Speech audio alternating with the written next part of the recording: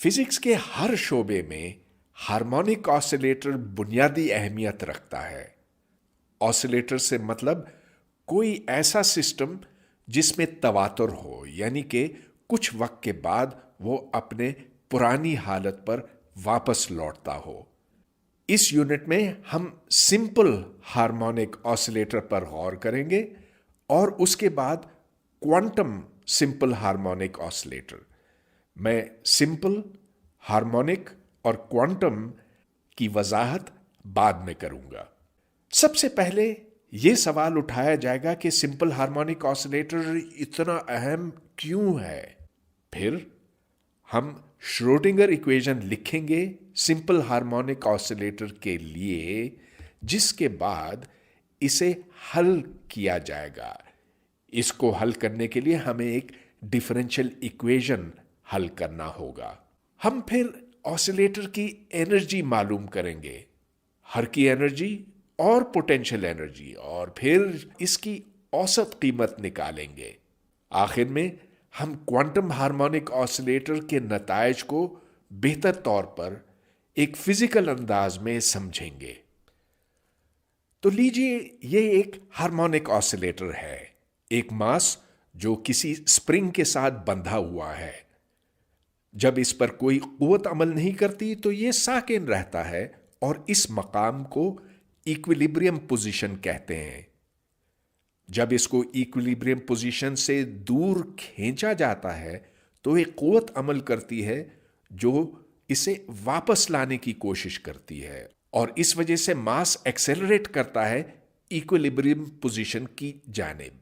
फिर वो आगे निकल जाता है और स्प्रिंग को दबाता है और एक्सेलरेशन दूसरी सिमत होता है। अगर कोई रगड़ ना हो तो ये इर्ताश हमेशा तक जारी रहेगा। अब मैं सिंपल हार्मोनिक ऑसिलेटर का मतलब वाजे करता हूं। सिंपल से मुराद ये कि potential energy V of x के मुरब्बे के हिसाब से बढ़ती है। इसके आगे जो कांस्टेंट लगा हुआ है k, इसे स्प्रिंग कांस्टेंट कहते हैं। अगर यहां x की ताकत 2 न होती, 4 होती या कुछ और होती, तो फिर हम इसे ऑसिलेटर जरूर कह सकते थे, लेकिन यह सिंपल न होता। इस पोटेंशियल से हम अब कुल एनर्जी बनाते हैं, काइनेटिक एनर्जी और पोटेंशियल एनर्जी जमा करके। काइनेटिक एनर्जी ये है P का मुरब्बा बटा 2m, और ये इसकी potential energy V of x है। अब हम ओमेगा के मुरब्बे को यूं डिफाइन करते हैं K बटा m। इसे हम एंगुलर फ्रीक्वेंसी कहते हैं और इसकी वजह बहुत जल्द समझ में आएगी। ओमेगा को यूं लिखने से K बन जाता है m ओमेगा स्क्वेर्ड, लिहाजा यहां पर काइनेटिक एनर्जी और पोटेंशियल एनर्जी की यह शक्ल बनती है।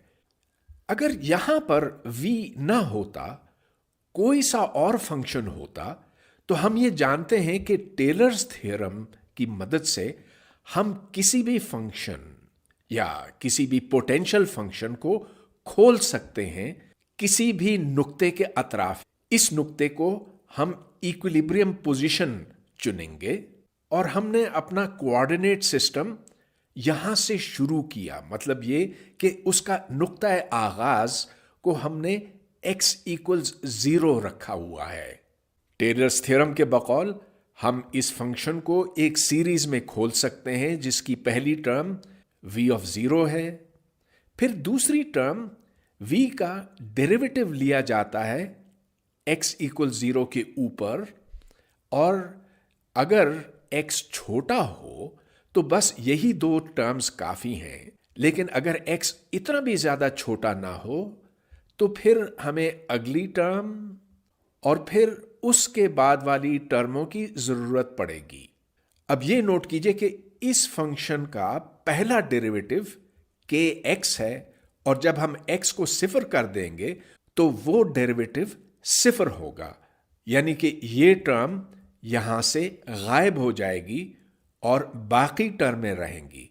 चलिए एक बार हम फिर डेरिवेटिव लेते हैं, मतलब ये कि v का डबल डेरिवेटिव लेते हैं, तो वो k के बराबर है। चुनाचे v ऑफ x बना v ऑफ 0 जो कि खुद सिफर है, और उसके बाद हाफ के एक्स स्क्वेर्ड, यानी कि वही चीज जो यहां पर है। इसे हम क्वाड्रेटिक पोटेंशियल कहते हैं, और क्वाड्रेटिक पोटेंशियल में ये टर्म सिफर है और आगे तमाम टर्म्स भी सिफर हैं। इसकी तस्वीरी शक्ल कुछ यूं बनती है। तो यहां पर हाफ के एक्स स्क्वेर्ड को प्लॉट किया गया है। ये देखिए कि ये एक इवन फंक्शन है, x बराबर सिफर इस जगह पर है, और अगर x को मुस्बत या मनफी कीमत रखी जाए तो इसकी कीमत नहीं बदलती। अगर कोई दूसरा पोटेंशियल होता जो आप यहां पर देख रहे हैं, ये क्वाड्रेटिक पोटेंशियल नहीं है, लेकिन जब हम इसको सिफर के अतराफ में खोलते हैं तो ये क्वाड्रेटिक पोटेंशियल के बहुत नजदीक होता है, यहां तक। मतलब ये कि अगर x की कीमत बहुत ज्यादा ना बढ़ाई जाए तो दोनों पोटेंशियल्स में फर्क न होने के बराबर होता है, लेकिन जूं जूं x बढ़ता है तो इन दोनों में फर्क बढ़ता जाता है, यहां भी और यहां भी। हार्मोनिक ऑसिलेटर का फिजिकल सिस्टम्स के साथ एक गहरा ताल्लुक बनता है। मसलन ये एक सालिमा है, डायटॉमिक मॉलिक्यूल, जिसके दो एटम हैं, एक ये और एक ये। मसलन ये अगर कार्बन है और ये ऑक्सीजन है, इन दो एटम्स के दरमियान कोई कुव्वत अमल करती है। ये कुव्वत इनको ज्यादा दूर नहीं होने देती और ज्यादा करीब भी नहीं, गोया कि ये एक स्प्रिंग जैसी चीज है। जब ये दो एटम एक दूसरे से दूर होते हैं तो इस एटम के ऊपर कुव्वत इस सिमत अमल करती है और इस एटम पर इस सिमत। जब ये नजदीक आ जाते हैं तो स्प्रिंग दब चुकी होती है, लिहाजा कुव्वत की सिमत यहां पर इस तरफ है और यहां पर इस तरफ। इक्विलिब्रियम की हालत में इनके दरमियान जो फासला है उसे इक्विलिब्रियम बॉन्ड लेंथ कहा जाता है। अब जाहिर है कि इन दो एटमों के दरमियान जो कुव्वत अमल करती है या जो पोटेंशियल एनर्जी है वो कभी एग्जैक्टली हाफ के एक्स स्क्वेयर नहीं हो सकती।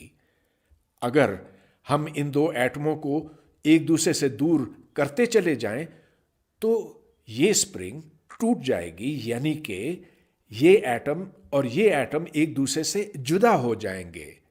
लिहाजा हाफ के एक्स स्क्वेर्ड महज एक अप्रोक्सीमेशन है। क्रिस्टल के अंदर एटम होते हैं और इनके दरमियान एक कुव्वत अमल करती है। ये कुव्वत स्प्रिंग की मानिंद है, मतलब ये कि बहुत ज्यादा इन्हें नजदीक नहीं आने दिया जाता और बहुत ज्यादा दूर भी नहीं। लिहाजा इन क्रिस्टल्स के अंदर इर्ताश पैदा होता है, ये वाइब्रेट करते हैं। अब हम सिंपल हार्मोनिक ऑसिलेटर की इक्वेशन हल करेंगे और ये क्लासिकल मैकेनिक्स के अंदर रहते हुए, यानी कि न्यूटन के कानून का इस पर इतलाक किया जाएगा। तो न्यूटन का कानून ये कहता है F equals ma d2x dt squared है, और इसलिए m d2x dt स्क्वेर्ड बराबर है मनफी के x के।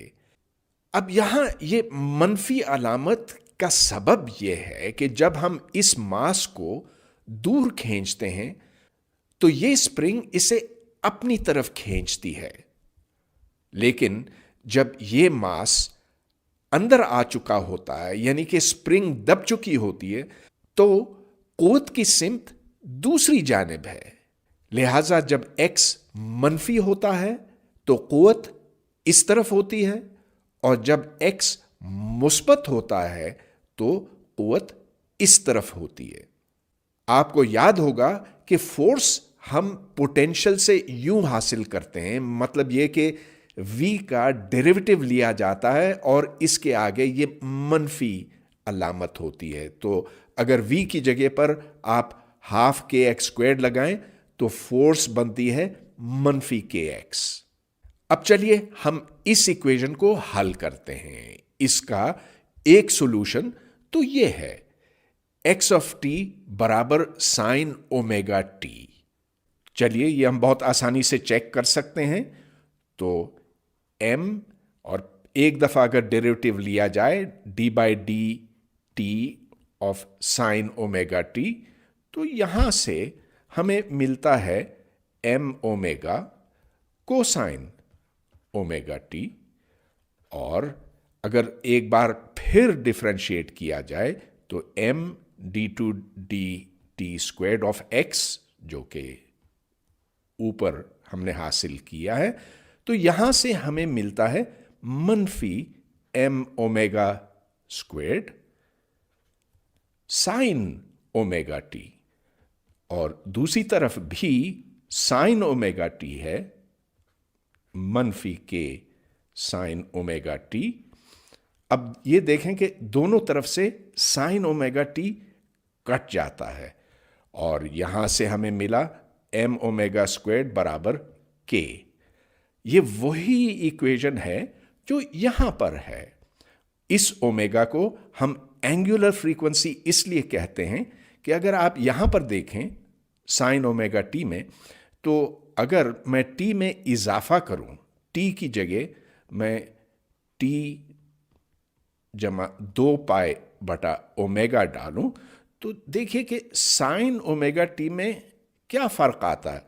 तो ये बनेगा साइन ओमेगा टी प्लस 2 पाई बटा ओमेगा, और ये साइन ओमेगा टी के बराबर ही है, इसलिए कि साइन ओमेगा टी तो रहा यहां पे और यहां omega into 2 pi over omega, यानी कि इसमें 2 पाई का इजाफा हुआ, जिसके माने ये कि कोई फर्क नहीं पड़ा।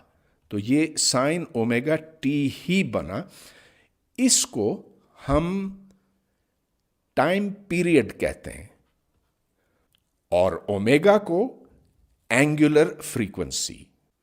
अब ये नोट कीजिए कि अगर मैंने यहां पर कोई सा भी नंबर लगाया होता, यानी कि एक्स ऑफ टी को मैं अगर 3 साइन ऑफ ओमेगा टी लिखता, तो उससे कोई फर्क नहीं पड़ता, क्योंकि वो 3 इस तरफ और इस तरफ आ जाता और दोनों तरफ से ये कट जाता। लिहाजा ये सबसे जनरल सॉल्यूशन नहीं है। यहां हम साइन ओमेगा टी को किसी भी अदद के साथ ज़र्ब दे सकते हैं। अलावा इसके अगर साइन की बजाय कोसाइन डाला जाता, तो आप ये चेक कर सकते हैं कि एक्स ऑफ टी बराबर कोसाइन ओमेगा टी भी इस इक्वेशन को हल करता है। लिहाजा इस इक्वेशन का जनरल सॉल्यूशन ये बना। यहां पर ए और बी कोई से भी आदाद हैं, कुछ भी हो सकते हैं, इनका तायुन इनिशियल कंडीशन से होता है। तो मसलन मैंने अगर टी को 0 कर दिया तो एक्स ऑफ 0 बनेगा बी, गोया कि इसकी इनिशियल पोजीशन, इब्तदाई पोजीशन बी होगी। अब चलिए इस सॉल्यूशन को लेते हुए हम काइनेटिक एनर्जी मालूम करेंगे, जो कि हाफ एम वी स्क्वायर्ड के बराबर है और v d x by d t है। इसका d x by d t लेने से हमें मिलता है ओमेगा कोसाइन ओमेगा टी। लिहाजा काइनेटिक एनर्जी हमें यहां पर मिली half m omega squared cosine squared omega T.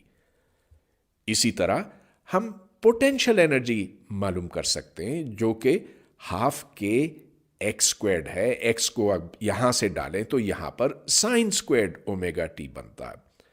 Kinetic energy और पोटेंशियल एनर्जी दोनों वक्त के हिसाब से बदलते हैं। तो यह देख लीजिए कि अगर शुरू में काइनेटिक एनर्जी 0 थी, गोया के कोसाइन 0 था, तो उस वक्त साइन 1 के बराबर होता है। लिहाजा potential energy half m omega squared थी। अब दोनों की जमा लें तो ये बनेगा half m omega squared cosine का मुरब्बा और यहां पर साइन का मुरब्बा, लेकिन इनकी जमा इसके बराबर है हाफ एम ओमेगा स्क्वेर्ड, और ये वक्त से आजाद है। मतलब ये कि इसका वक्त के ऊपर कोई इन्हिसार नहीं, ये मुस्तकिल कीमत रखता है। गोया कि जो कुल एनर्जी है वो नहीं बदलती। कभी ये एनर्जी मुकम्मल काइनेटिक होती है और कभी मुकम्मल पोटेंशियल, और कभी आधी एनर्जी काइनेटिक होती है और आधी पोटेंशियल वगैरह। आपके लिए ये दो सवाल। सबसे पहले ये साबित करें कि जो औसत हरकी तवानाई है, एवरेज काइनेटिक एनर्जी, वो एवरेज पोटेंशियल एनर्जी के बराबर है। तो काइनेटिक एनर्जी कभी बढ़ती है कभी घटती है, और इसी तरह पोटेंशियल एनर्जी कभी घटती है और कभी बढ़ती है, लेकिन इसका एवरेज और इसका एवरेज बराबर होने चाहिए, हैं बल्कि। और इसमें ये याद रखें कि साइन का अगरचे औसत सिफर है, लेकिन साइन के मुरब्बे का सिफर नहीं है, निस्फ है। इसके बाद यह सवाल कि अगर किसी ऑसिलेटर की कुल एनर्जी ई के बराबर हो तो वो दो नुक्ते मालूम करें जहां पर ये साकिन होता है। इनको टर्निंग पॉइंट्स कहते हैं। अब हम अपनी तवज्जो क्वांटम हार्मोनिक ऑसिलेटर की तरफ मरकूज करेंगे, और ये क्वांटम सिंपल हार्मोनिक ऑसिलेटर है। मतलब ये कि ये उसकी काइनेटिक एनर्जी है और ये उसकी पोटेंशियल एनर्जी क्वाड्रेटिक। तो यहां एक्स की ताकत 2 है। जब हम क्लासिकल मैकेनिक्स से क्वांटम मैकेनिक्स की तरफ जाते हैं तो पी की जगह पर पी ऑपरेटर आता है। तो जो हैमिल्टोनियन यहां पर है, क्लासिकल हैमिल्टोनियन है, जो यहां पर है वो क्वांटम हैमिल्टोनियन है। और याद रहे कि मोमेंटम ऑपरेटर क्वांटम मैकेनिक्स में h/i d/dx है। तो चलिए हम श्रोडिंगर इक्वेशन लिख लेते हैं जो h psi बराबर e psi के है, और यहां अब p की जगह पर हमने h/i d/dx लगाया, तो हैमिल्टोनियन की शक्ल ये बनी, काइनेटिक एनर्जी ऑपरेटर जमा potential energy operator. Potential energy operator और पोटेंशियल एनर्जी में फर्क नहीं है एक्स रिप्रेजेंटेशन में। तो चलिए अब हम इस डिफरेंशियल इक्वेशन को हल करना चाहेंगे। हल करने का मतलब ये कि साई और ई दोनों मालूम करने हैं। साई आइगन फंक्शन है जबकि ई आइगन वैल्यू है। तो चलिए इसको पहले एक बेहतर सादा शक्ल दी जाए जो कि ये है। यहां मैंने साई डबल प्राइम लिखा है, जिसका मतलब है कि साई के 2 डेरिवेटिव्स लिए जा रहे हैं विथ रिस्पेक्ट टू एक्स। अब हम इसको कुछ बेहतर शक्ल देंगे, तो 2m/h² से तकसीम करें तो यहां पर सिर्फ 1 रह जाएगा।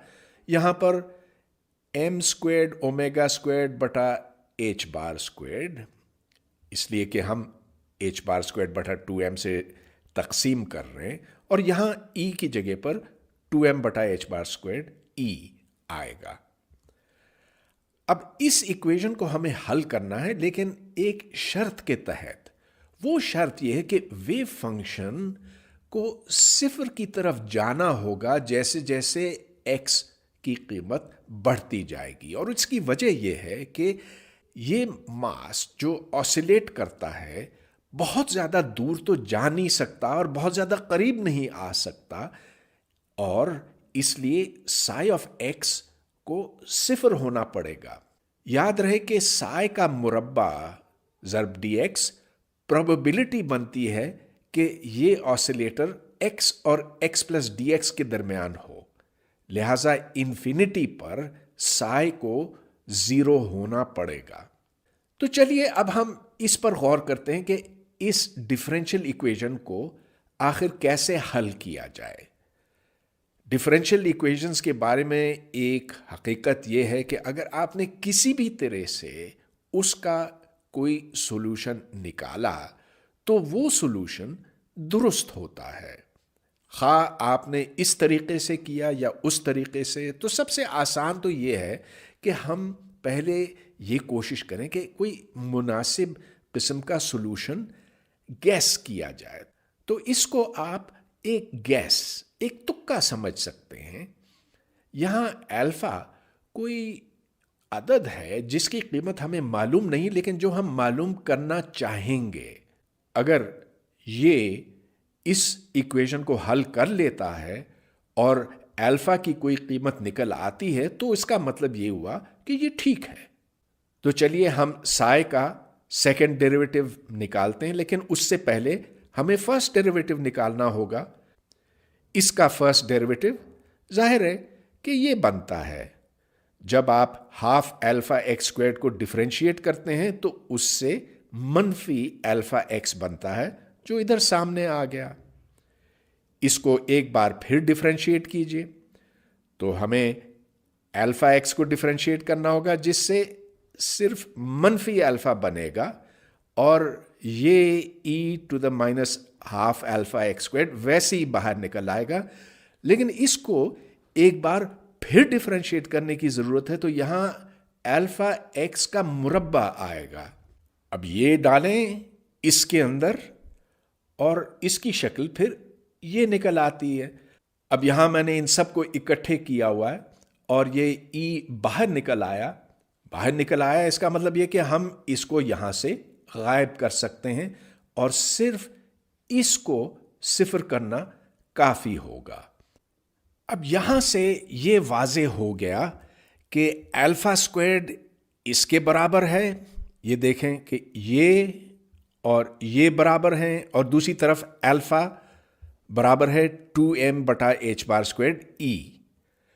इधर से हमें ई का पता चलता है h बार स्क्वायर्ड बटा 2m अल्फा, जबकि यहां से हमने अल्फा पता किया m ओमेगा बटा h बार, तो वो यहां पर डालें। इससे फिर ई की कीमत निकल आई हाफ h बार ओमेगा। ओमेगा एंगुलर फ्रीक्वेंसी है और ये हार्मोनिक ऑसिलेटर की एनर्जी निकली। ये एक बहुत ही अहम नतीजा है कि वेव फंक्शन की शक्ल ये है और एनर्जी ये निकल आई। अल्फा जानने में हम कामयाब हुए। अल्फा की कीमत ये आपके सामने मौजूद है। जो सॉल्यूशन हमने इस तरीके से मालूम किया है उसकी एनर्जी ये है हाफ h बार ओमेगा, लेकिन इसके अलावा और भी एनर्जीज मुमकिन हैं। ये कम से कम एनर्जी है, इसको ग्राउंड स्टेट एनर्जी कहते हैं। अब चलिए हम दूसरी स्टेट्स की तरफ चलते हैं, एक्साइटेड स्टेट्स, वो स्टेट्स जिनकी एनर्जी हाफ h बार ओमेगा से ज्यादा है। इक्वेशन तो वही है जो मैंने पहले लिखी थी और हमने ये सॉल्यूशन मालूम किया था। अब चलिए हम ये फर्ज करने की बजाय इसको x से ज़र्ब देते हैं। तो साई 1 को अगर इसमें डाला जाए तो दोनों साइड्स बराबर हो जाएंगी, बशर्ते के E1 की कीमत ये हो। इसको जरूर चेक कीजिएगा। क्वांटम हार्मोनिक ऑसिलेटर के अनगिनत दूसरे सॉल्यूशंस भी हैं। तो साई 1 के बाद साई 2 आता है जिसकी एनर्जी ये है, फिर साई 3, फिर साई 4 वगैरह वगैरह। और अगर हम एनर्जीज का हिसाब लगाएं तो एनर्जी इस फॉर्मूले के तहत बढ़ती है, En is n plus half h bar omega. अब हमने तो सिर्फ ये चेक किया था कि ये सॉल्यूशन इस इक्वेशन को हल करता है और इसी तरह से आपने ये चेक किया और ये भी चेक हो जाएगा, ये सारे चेक हो जाएंगे। मगर इन तक कैसे पहुंचा जाए, इसका एक बाकायदा तरीका है डिफरेंशियल इक्वेशंस के मजमून में, जो फ्रोबेनियस मेथड कहलाता है और जिससे फिर कोई तुक्का लगाने की ज़रूरत नहीं पड़ती। बहरहाल हमारे लिए फिजिक्स के एतबार से ज्यादा जरूरी यह है कि इन सॉल्यूशंस को पहले समझा जाए। इस गर्ज से चलिए हम इन सॉल्यूशंस को प्लॉट करते हैं। तो साई जीरो की शक्ल ये बनती है, मनफी इन्फिनिटी पर ये सिफर है, मुस्बत इन्फिनिटी पर ये सिफर है, दरमियान में इसकी कीमत सबसे ज्यादा होती है, जिसका मतलब ये कि ये जर्रा या ये पार्टिकल ज्यादातर बीच में पाया जाता है। Psi one first excited wave function है, यानी कि इसकी एनर्जी ग्राउंड स्टेट एनर्जी से h बार ओमेगा ज्यादा है। इसकी शक्ल बिल्कुल मुख्तलिफ है। ग्राउंड स्टेट एक इवन फंक्शन है, मतलब यह कि दोनों साइड्स पर इसकी कीमत बराबर है, जबकि यहां पर एक साइड पर मुस्बत है तो दूसरी साइड पर मनफी है। हम ये कहते हैं कि ग्राउंड स्टेट वेव फंक्शन की पैरिटी पॉजिटिव है, जबकि इसके बाद वाले वेव फंक्शन की पैरिटी नेगेटिव है। तो positive negative positive negative positive, ये सिलसिला चलता चला जाता है। प्रोबेबिलिटी के हवाले से ये देखें कि इस जिस्म का बीच में होने का इम्कान सबसे ज्यादा है, जबकि इस वेव फंक्शन में फर्स्ट एक्साइटेड स्टेट में वो इम्कान सिफर है, यानी कि ये जिस्म, ये पार्टिकल कभी ठीक x = 0 पर नहीं पाया जाएगा। हार्मोनिक ऑसिलेटर की पहचान यह है कि एनर्जी या तो ये हो सकती है या ये हो सकती है या ये या ये या ये, दरमियान में कोई एनर्जी मुमकिन नहीं है। इसके बरक्स एक क्लासिकल जर्रे की एनर्जी कुछ भी हो सकती है, मगर क्वांटम मैकेनिक्स में सिर्फ मखसूस कीमतें मुमकिन हैं।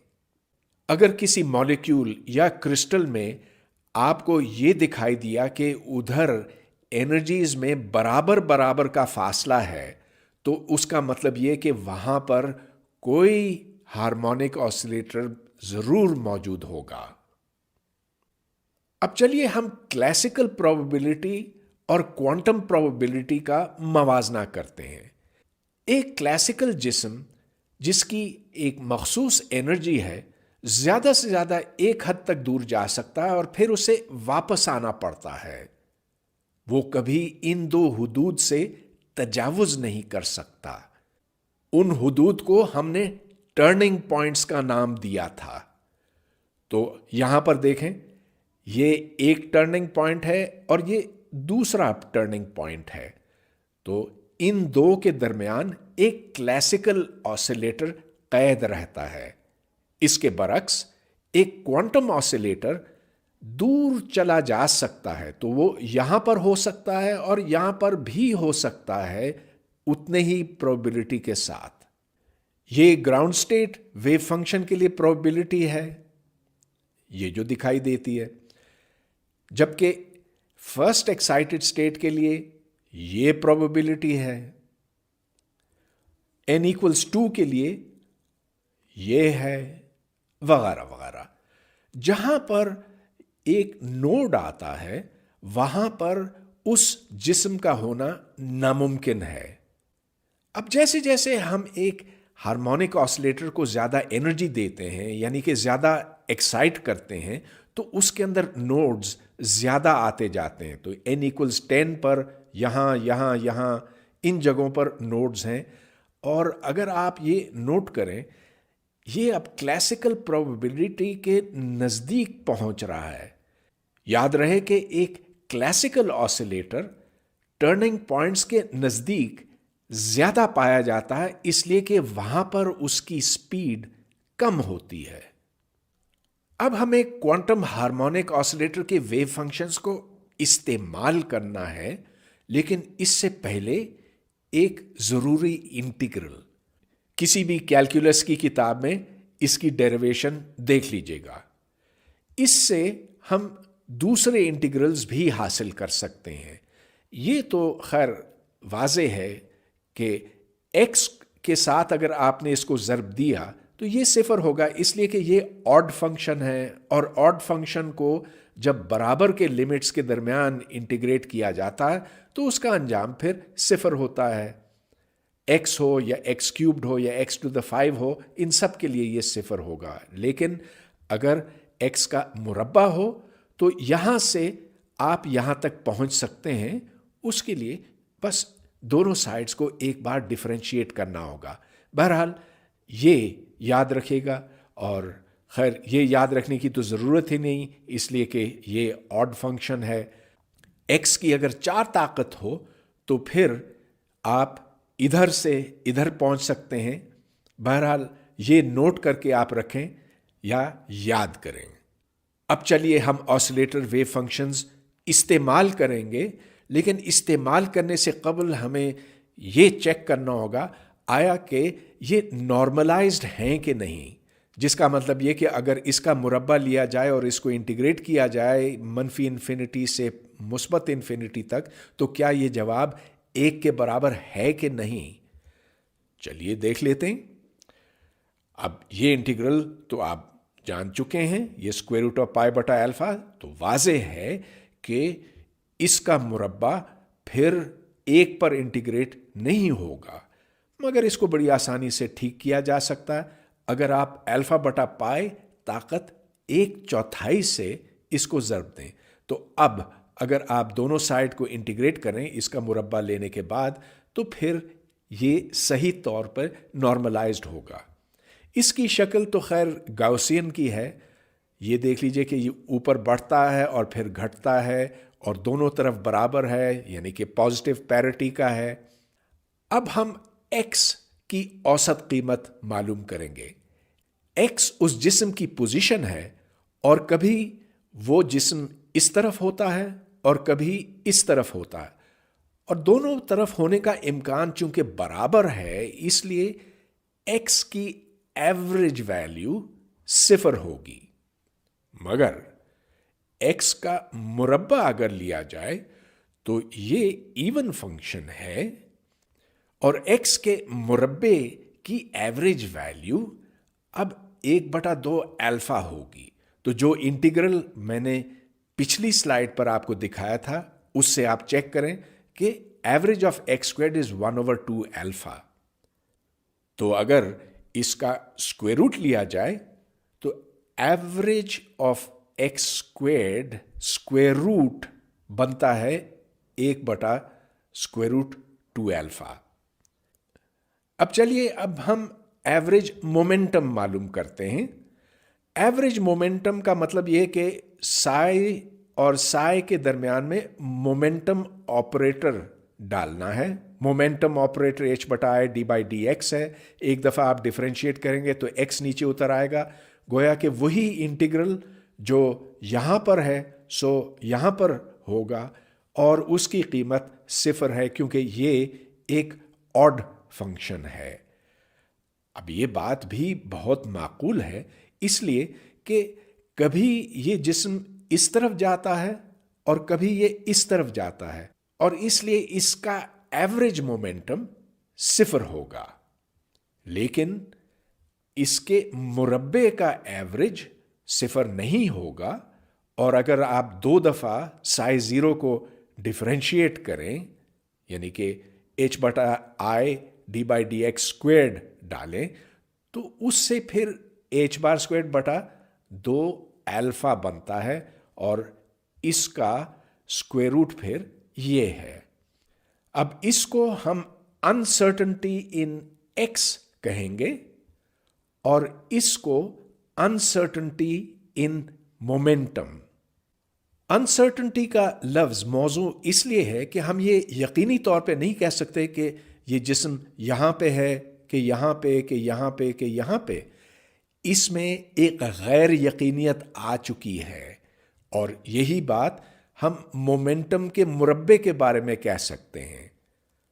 अब इन दोनों को जोड़ें तो ये अनसर्टेनिटी इन पोजीशन और ये अनसर्टेनिटी इन मोमेंटम है। तो ये अनसर्टेनिटी प्रिंसिपल की एक शक्ल हमारे सामने आई। इसको आप डेल्टा एक्स कह सकते हैं और ये डेल्टा पी। अगर आपने यहां पर psi 0 न डाला होता, psi 1 डाला होता, तो यहां पर आपको h बार बटा 2 नहीं मिलता, इससे एक बड़ी क्वांटिटी मिलती। अब हम एनर्जीज का हिसाब लगाएंगे। जाहिर है कि हर स्टेट के लिए काइनेटिक और पोटेंशियल एनर्जी मुख्तलिफ होगी, तो चलिए हम एक स्टेट का इंतखाब करते हैं, ग्राउंड स्टेट का। ग्राउंड स्टेट ये है और इसकी एनर्जी हाफ h बार ओमेगा है। हमने ये साबित किया था कि x के मुरब्बे की औसत कीमत 1/2 अल्फा है और इसके मोमेंटम के मुरब्बे का ये है। तो चलिए अब हम एनर्जी का हिसाब लगाते हैं, काइनेटिक एनर्जी। तो काइनेटिक एनर्जी p²/2m है, ये हम जान चुके हैं, एवरेज ऑफ p² जो कि h²/2 अल्फा है।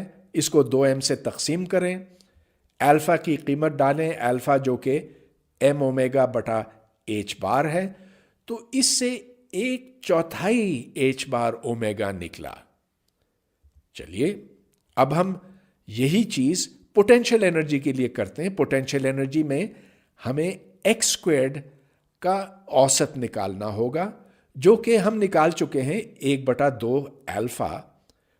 अल्फा की कीमत अगर डाली जाए तो हाफ अल्फा ये बना, यहां पर इन दोनों को ज़रब दीजिए तो वही चीज निकली, 1/4 h बार ओमेगा। इससे यह साबित हुआ कि एक क्वांटम हार्मोनिक ऑसिलेटर में एवरेज काइनेटिक एनर्जी और एवरेज पोटेंशियल एनर्जी दोनों बराबर हैं, कम से कम ग्राउंड स्टेट में। वैसे ये बात तो हर स्टेट के ऊपर सादिक आती है। ये बिल्कुल वही चीज है जो आपने क्लासिकल ऑसिलेटर के लिए देखी थी। मुझे उम्मीद है कि आपने वो सवाल जरूर हल किया होगा। अब क्वांटम हार्मोनिक ऑसिलेटर के बारे में कुछ सवाल जो आपको हल करने चाहिए। यहां पर पहली एक्साइटेड स्टेट लीजिए, psi 1।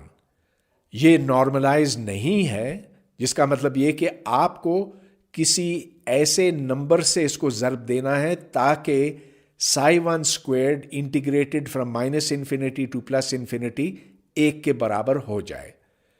फिर इस psi1 को प्लॉट कीजिए।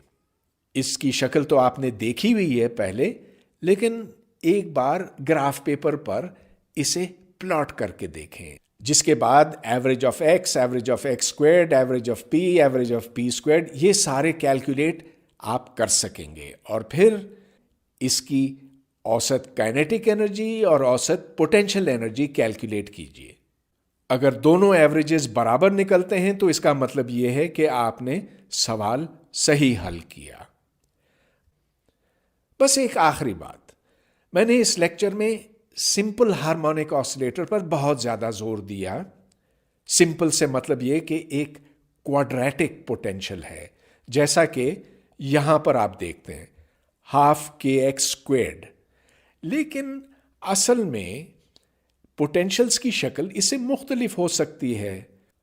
और हां, जो इक्विलिब्रियम पॉइंट के अतराफ में फर्क है वो बहुत मामूली होता है, और जो एनर्जी लेवल्स हैं, मसलन ये और ये, वही हैं जो एक हार्मोनिक ऑसिलेटर के हैं। मगर जैसे जैसे फासला बढ़ता है तो हार्मोनिक ऑसिलेटर से ये पोटेंशियल तजावुज़ करता है और एनर्जी लेवल्स भी तजावुज़ करती हैं।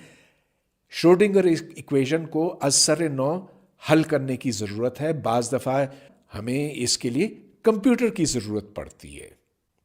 एक आखिरी बात नोट कर लीजिए, अगर इन दो एटम्स के दरमियान पोटेंशियल मोर्स पोटेंशियल की शक्ल का हो, मतलब ये कि एक हद के बाद ये बढ़ना छोड़ दे, जिसका मतलब ये कि इसका डेरिवेटिव ज़ीरो हो जाए या फोर्स ज़ीरो हो जाए, तो फिर अगर इसको काफ़ी एनर्जी दी जाए, जिसे डिसोसिएशन एनर्जी कहते हैं, तो फिर ये दो एटम्स एक दूसरे से अलग हो जाएंगे।